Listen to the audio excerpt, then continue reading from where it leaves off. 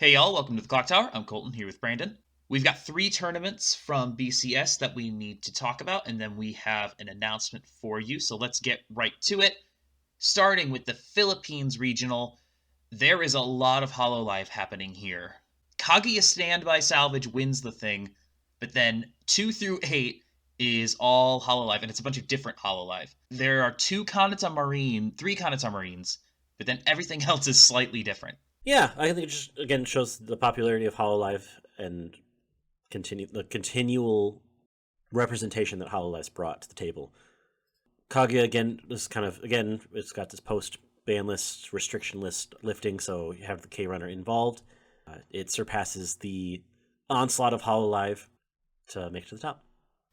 Yeah, Kaguya finally able to play at full strength, and I think this is its first win. Second in Sydney, and it made top 8 in Mexico City. So it's gotten a couple of tops. Good to see that Kaguya is much, much more playable now post-ban. It was a really good decision for Bushiroad to remove that stuff from the ban list. Moving on to Rome. This one was a little bit of a weird tournament. So many people signed up for it, but only 43 were able to play because of a venue size issue. So definitely a frustrating event for a lot of people. Top 2 were both AOT, 8 Pants and Salvage Choice. So 2 different AOT builds going 1-2. Quintuplets Exodia going 3rd. First time we've seen the list with all 5 of the quintuplets and all of their different abilities popping off make a top. 4th was another Hololive list that I don't think we've seen in a top 8 yet, which is the Botan Coco Pants into Choice list. Kind of a weird tournament all around. We have a couple more Hololives, and then a Rent-A-Girlfriend, like 8 Pants waifu build, and then like an old Sword Art Stock Soul Pants package with the Yui into the Link Strike stuff. Rome was weird. Rome was just weird. Definitely showing off a lot of different kinds of builds in that top 8 format. So a lot of different things that maybe you wouldn't expect to be played make its way to the top 8, which is really interesting. And then finally, we had the Vancouver, BC regional this last weekend as well. 8 Standby Quints, Salvage Pants Don Machi, 8 Standby Quints, Kanata Marine Hololive. Very normal looking top 8 by comparison to the previous 2 events. Yeah, this is definitely kind of falls in line with what we would expect to see based off everything else we've seen so far this year. Again, a lot of representation from Quints, but again, seeing another Danmachi sneak its way in to top 8, as well as continually more Hololive. So definitely in the reign of Hololive with Quints and Danmachi still squeezing in for those top spots. Yeah, Quints and Hololive I think are still kind of 1-2. Order those however you please. The challenge with ordering any of this is just the fact that Hololive has so many different builds, and even Quintuplets has at least a couple of really capable builds, although the 8 standby list is definitely the favorite one. It also has at least one other build, the 8 salvage build, that is perfectly capable of, achieving at this level.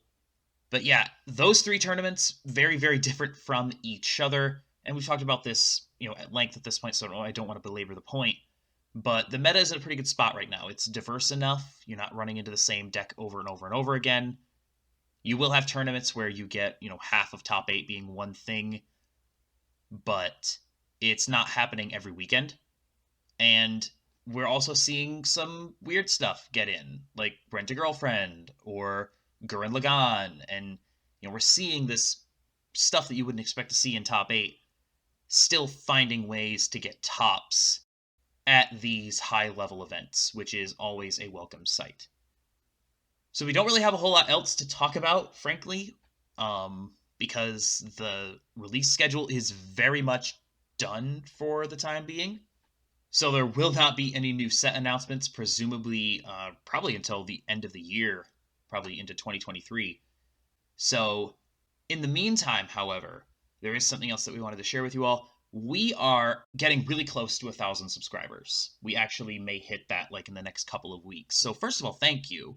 It's amazing that we're approaching 1,000 people who actually, want to hear what we have to say about this card game. So thank you so much for your attention and your subscriptions.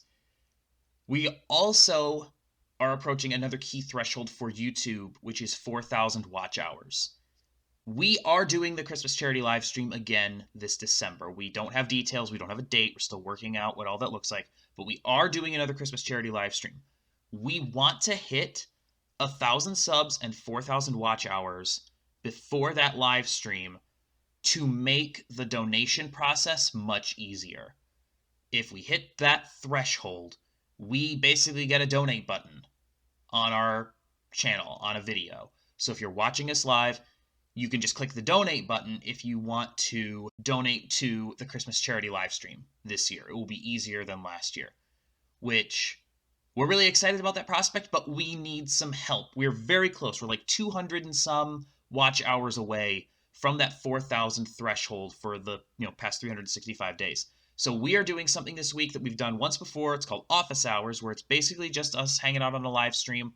It will be this Wednesday, 8:30 p.m. Eastern Time, 5:30 p.m. Pacific. We're just going to hang out and play some cards, probably play some with viewers. There may be Discord games involved. There will almost definitely be Weiss Fight involved. It's not going to be anything too fancy or extreme, but you are more than welcome to come and hang out with us. And we're going to try to get as many games in as possible, try to play against different people, just hang out and have a good time as we try to get to that 4,000 watch hour threshold. Yeah, so we're just looking for a pretty good time to hang out, a good time to be able to just kind of play some Weiss, do the things that we love to do with this game, and love to have you come join us for that. So yeah, that will be Wednesday, 8:30 p.m. Eastern, 5:30 p.m. Pacific. And that is all we've got for this one. Very short episode today. Again, not a whole lot happening right now. As the BCS schedule starts to wind down, and Worlds is kind of over the horizon at this point. It's coming up. So we will be getting ready for that. A lot of stuff we do have in the pipeline, though, coming up. So be ready for that. We're definitely going to be talking about Worlds, but we may have something going on for Dragon Maid, so stay tuned for that. In the meantime, on Thursday, we will be back with 5 Cards 5 Minutes, Weiss 102 the following Tuesday, 5 Cards 5 Minutes the Thursday following, and then in 2 weeks, another Clock Talk. We'll be talking about more BCS stuff, as well as whatever else happens to happen in the next 2 weeks. Until next time, thank you so much for joining us. Please like, share, comment, and subscribe, and watch as many hours as you can handle as we try to get to that 4,000 watch hour threshold. And until next time, have a good one. We'll see you then.